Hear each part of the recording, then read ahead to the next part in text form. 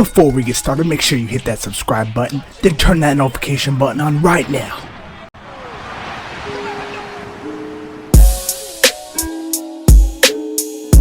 A gimmick can make or break the career of a professional wrestler. Even if you are a good technical worker or a good talker on the microphone, unless you have the right character, you are unlikely to be a huge hit in the professional wrestling industry. And the funny part is, wrestlers cannot always nail the perfect character on the first go. It's a process of learning from their mistakes and basically involves a lot of trial and error method as well. Nevertheless, this gives rise to some memorable transformations and makeovers. Most of the wrestlers that we see today on top of the food chain have gone through such transformations, and today, in this list, we're going to take a look at some of the best ones.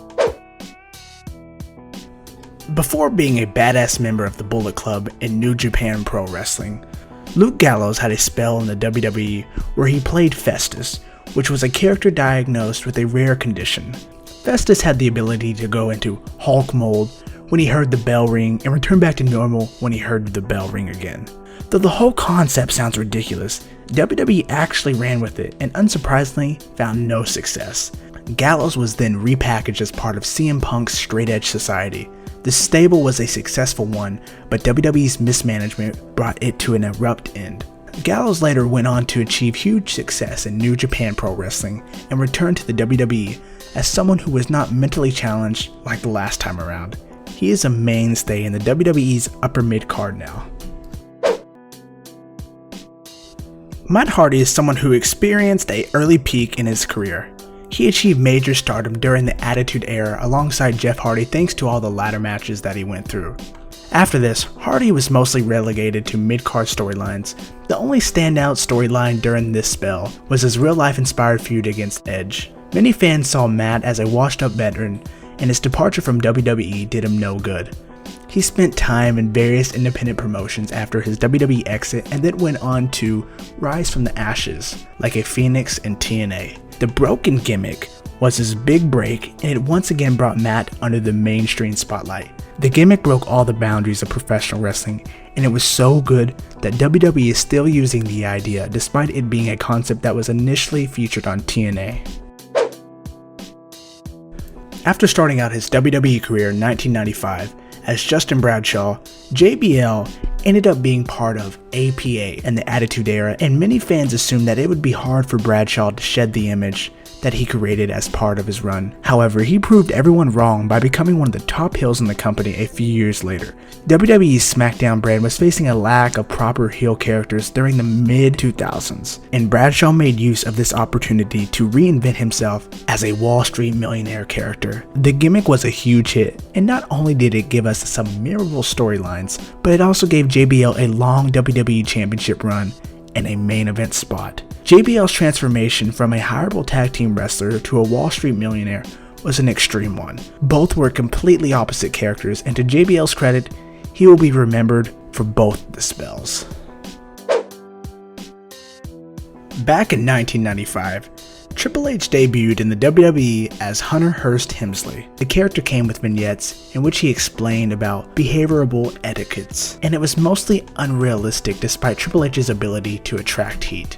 The character then went through multiple highs and lows for nearly 2 years before Triple H transformed himself completely by forming D-Generation X alongside Shawn Michaels. As a result, Hunter became an edgier heel who would spew out popular catchphrases and break the rules whenever he could. D-Generation X was a huge success story throughout its existence, and with this, Triple H's star power went up. In the years that followed, Triple H took up various roles to stay relevant in the business, and he is still a huge draw for the promotion. Having the shadow of Dusty Rhodes being cast all over your career is a bad thing, and this is perhaps the reason why Dustin Rhodes failed to make it big with his initial gimmick. He started his wrestling career as a generic second-generation wrestler and had spells in Japan, WWE, and WCW. He failed to make an impact with the gimmick, and it was at the start of his second spell with the WWE that Dustin finally broke out of his father's shadow by taking up the controversial Goldust gimmick. Tagged the bizarre one, the Goldust character was mysterious and had a sexual tone to it. Goldust was so unique that it was a character that mainstream wrestling audience barely saw in the past. The courage that Dustin had to take up such a character paid off big time. He is still portraying the character in the promotion even though it's toned down for the PG audience. Wyndham Rotunda came into the wrestling business as a third-generation wrestler, and this was enough to pile up the pressure on his shoulders. Unfortunately, his initial character of Husky Harris did not have enough firepower to reach up to these expectations. Rotunda seemed lost, and the only way out was a character change. Enter Bray Wyatt. The character inspired from the movie Cape Fear, Bray Wyatt was an instant hit with the fans, along with the Wyatt family. Bray managed to develop a cult following in the WWE universe, and his impressive performance on the microphone was another major attraction. Though the character has lost some legitimacy due to poor storylines, the transformation from Husky Harris to Bray Wyatt is still something that deserves a spot on this list. Hopefully going forward, WWE will make use of Bray's true potential and give him the push that he deserves. The big red monster that we know today is a result of two major makeovers.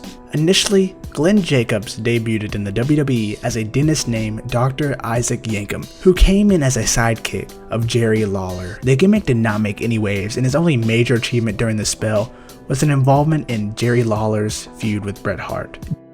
WWE then dropped the whole Yankem gimmick and rebranded Kane as Fake Diesel. Since the whole idea was an insult to the intelligence of the fans, Fake Diesel also bombed just like the case with the last one. But Jacobs finally found his match when he started portraying the character Kane. He debuted the gimmick at the 1997 Bad Blood show and played Undertaker's brother. Kane would make a huge first impression by taking out The Undertaker and costing him his WWE Championship match against Shawn Michaels. Though Kane made minor changes to the gimmick over the years, the base concept remained the same, and it is still a hit among the wrestling fans. When Steve Austin first came onto the WWE, he was pushed as the ringmaster. His character was that of a technical wrestler that did not speak much. And as you would have thought in your mind now, the gimmick was destined to be stuck in the mid-card. Fortunately for Austin, his character got a much needed makeover soon. It started off with Austin moving away from Ted DiBiase, with whom he was associated during his ringmaster tenure. The transformation from ringmaster to Steve Austin was a slow one, but it reached the boiling point when Austin won the King of Ring 1996 tournament. After the win, he delivered the iconic 316 promo and made sure that people forgot the whole ringmaster disaster. The rebellious Austin then went on to feature in many notable feuds before retiring 7 years later in 2003. The Rock might be one of the most electrifying superstars now, but before he got his big break, he was stuck with an awkward gimmick that was going nowhere. When Rock first came into the WWE, the promotion decided to push him as a third-generation superstar. As a result, they named him Rocky Maivia, a combination of his father's first name and his grandfather's last name. WWE also gave him a strong push, which saw him become the Intercontinental Champion after just spending 3 months in the roster. However, the generic babyface character soon lost steam, and the fans turned against Rock. Rock's luck turned upside down when he switched to the dark side and joined the Nation of Domination. This heel turn marked the start of The Rock's journey to the top of the WWE's food chain, and the rest, as they say, is history.